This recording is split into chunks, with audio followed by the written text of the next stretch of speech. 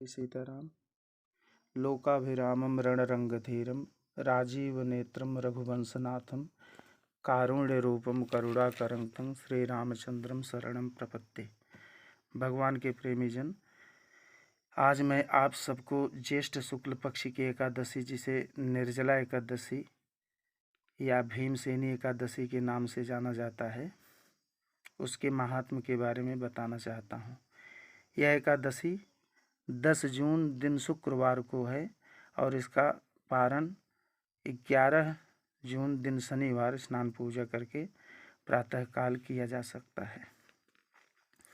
इसके महात्म्य के बारे में कथा आती है कि भीमसेन के पूछने पर कि मैं प्रयत्नपूर्वक एक ही व्रत कर सकता हूँ जिससे मुझे स्वर्ग की प्राप्ति हो, श्री व्यास जी बोले, हे वायुपुत्र, बड़े बड़े ऋषि और महर्षियों ने बहुत से शास्त्र आदि बनाए हैं कि मनुष्य को दोनों पक्षों की एकादशियों का व्रत करना चाहिए, इससे उन्हें स्वर्ग की प्राप्ति होती है।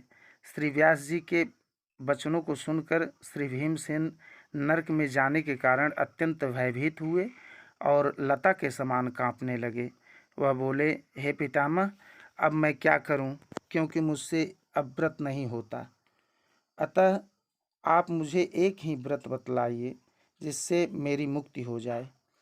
इस पर श्री व्यास जी बोले, हे भीमसेन, ज्येष्ठ मास की शुक्ल पक्ष की जो एकादशी होती है उसका निर्जला व्रत करना चाहिए। इस एकादशी के व्रत में स्नान और आचमन में जल वर्जित नहीं है, लेकिन आचमन में 3 मासे जल से अधिक जल नहीं लेना चाहिए। इस आचमन से शरीर की शुद्धि हो जाती है।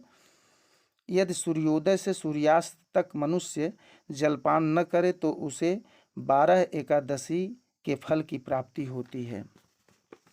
जो मनुष्य निर्जल एकादशी व्रत करते हैं उसको मृत्यु के समय भयानक यमदूत नहीं दिखते। अतः संसार में सबसे श्रेष्ठ निर्जला एकादशी का व्रत है। अतः यत्नपूर्वक इस एकादशी का निर्जल व्रत करना चाहिए और भगवान के मंत्र व नाम का जाप करना चाहिए। इसी एकादशी को भीमसेनी या पांडव एकादशी भी कहते हैं।